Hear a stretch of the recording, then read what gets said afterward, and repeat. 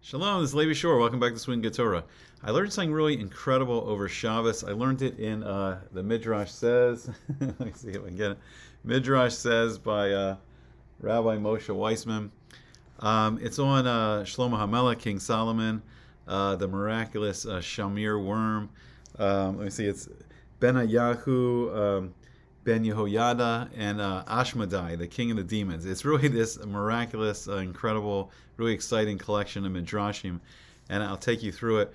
Sometimes if people are having a lot of health issues or financial issues, sometimes there's negative spiritual forces, and this explains like how a person can protect themselves from these forces. It's just really incredible stuff. I think you'll really enjoy it. Okay, so it says, King Shlomo, King Solomon, he was granted great wisdom by Hashem, as never been given to any other human being. Because of his divinely inspired wisdom, the realm of his dominion encompassed not only humans and animals, but included even the shadim, the demons or the harmful spirits that have been created by Hashem on the Erev Shabbos of the 6 days of creation, the 6 days of Ma'aser Bereshis.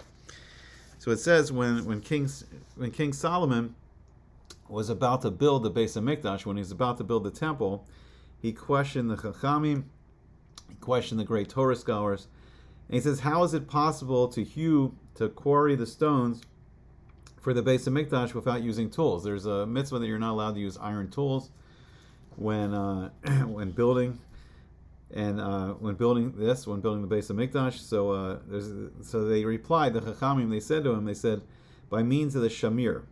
So Moses, he used this creature to cut the precious gems for the ephod. Those were the two stones that went on the shoulders of the Kohen Gadol, the high priest in the temple. And it says, consult, and then Shlomo HaMelech, he says, but how can I find the Shamir? So they said, consult the shadim. Talk to the demons, the Chachamim advised, they might know. Force them to reveal the secret to you. So the Chachamim referred Shlomo to the Shadim since they were created at the same time as the Shamir. So furthermore, the Shadim lived in uninhabited places of the desert, and they might therefore know the whereabouts of the Shamir. Right, so King Solomon, he forced the Shadim under his control, and they told him, however, we do not know where the abode of the Shamir is. They said, ask Ashmadai. And he's the king of the Shadim, he's the king of the demons, and he might know. So where does Ashmadai live? Shlomo inquired. So the demons revealed to him the name of the mountain where Ashmadai resided. And they informed him, Ashmadai dug a pit on that mountain which he filled with water. Every day he seals the opening of the pit with a rock for fear that someone might poison as well. Before he flies to Shemayim, before he flies to heaven, he only drinks from the well after he has examined the seal to ensure that it is untouched. So Shlomo gave his wise counselor, Benayahu ben Yehoyada, the great Tzaddik, the task of capturing Ashmadai. He handed him for this purpose a chain and a ring, and both of which the divine name of Hashem was engraved. He also gave him fleece of wool and wine-filled flasks. And Benayahu, he traveled in the mountain where the Shadim had named and found Ashmadai's well. He unearthed a second pit beneath it and bored a hole at the bottom of the well and channeled the water into the lower pit. Then he filled Ashmadai's pit with wine and stuffed the hole with wool, which Shlomo had given him. When Ashmadai returned in the evening, he was surprised to find wine in his pit, although the seal was untouched. He did not wish to drink the wine for fear of becoming intoxicated, but he was very thirsty. When his desire to quench his thirst increased, he bent over and drank, and he fell asleep. Benayahu descended from the tree on which he had concealed himself and fastened the chain around Ashmadai's neck.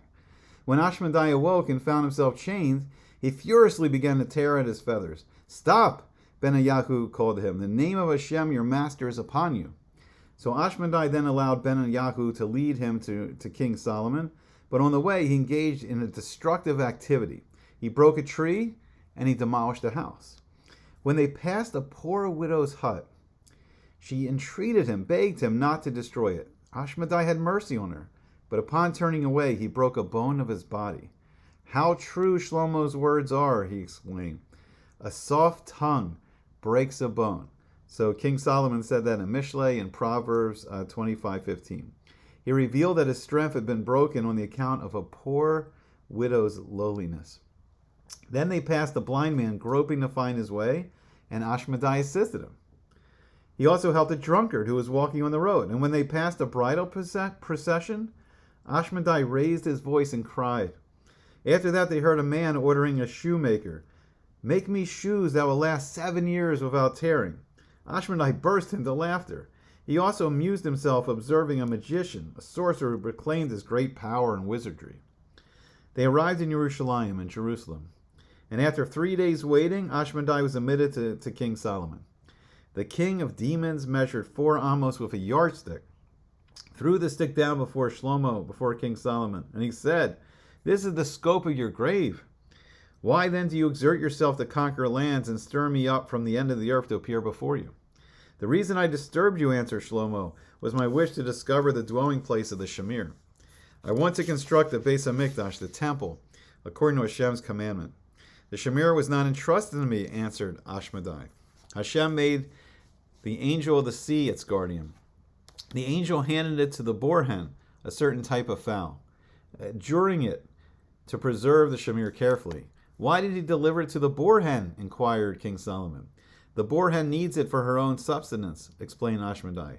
"She carries the Shamir to uninhabited mountains, and the Shamir splits the rocks in those regions. The boar hen then drops fruit seeds into them and sustains herself from the fruit trees that grow." So Shlomo told one of his servants how to capture the boar hen, giving him a glass cover for that purpose. The servant found the boar hen's nest. The mother bird was absent at that time, and he dropped the glass cover over the nest containing her young. When the boar hen returned, she found herself separated from her chickens. She flew off and returned with the Shamir in her beak and placed it on the glass. The servant immediately chased her away with clamorous sounds. He seized the Shamir and brought it to King Solomon. When the boar hen discovered that she had not fulfilled the oath she had sworn to the angel of the sea to guard the Shamir, she choked herself.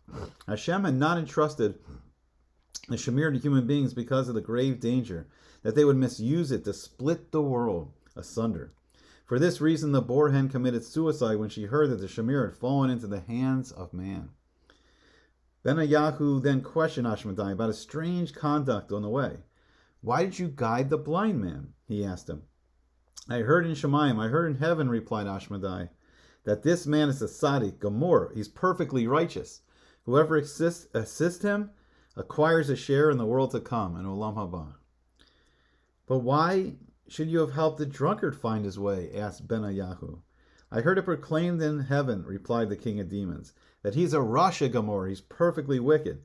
By performing a kindness with him, I requited him from any good deed, any mitzvah he might have performed during his life, and he will therefore receive his full punishment in Olam Haba, in the world to come." "And why did you cry upon seeing the chassan and the kala, the bride and the groom?" Benayahu wanted to know.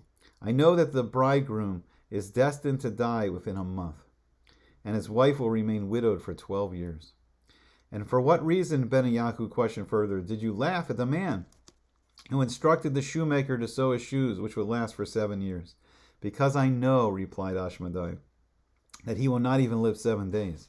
"What amused you about the announcements of the sorcerer whom we pass?" Benayahu asked. Ashmadai answered, "He claims that he had knowledge of events taking place at the end of the world, but he does not even know that there's a treasure buried right under his feet." So Benayahu posed no questions about the house and the tree which Ashmadai had broken, knowing that demons are by nature destructive. It seems strange to him, however, that the shade should have been of assistance to some people. From Ashmadai's answer, Shlomo and his advisors derived a number of important principles. They learned that shadim are granted the power to inflict harm upon people who consider themselves firmly and securely rooted in this world. The shadim, though, come to the assistance of the poor and the humble, and of the tzaddikim who are linked to Olam Haba. So Ashmadai furthermore taught the king and his counselors, 1. That people often marry on occasions that they ought to mourn. That men make preparations to live a long life instead of preparing for true life in Olam Haba, in the world to come. And that many people spend their lives searching for hidden fortunes while unacquainted with their immediate surroundings. So the Maharal, following his general approach of interpreting Agadas Chazal on a symbolic level, explains the exchange of water for wine by Benayahu, and putting the chain on Ashmadai are symbolic actions. They signify that Shlomo converted the demon's essence so as to force him under his dominion. Similarly, the Shamir entrusted to the boar hen and the boar hen choking herself are but symbols for metaphysical concepts. And finally, upon the destruction of the Beis Hamikdash, the Shamir disappeared. Incredible stuff. Very interesting. I wanted to share it with everybody.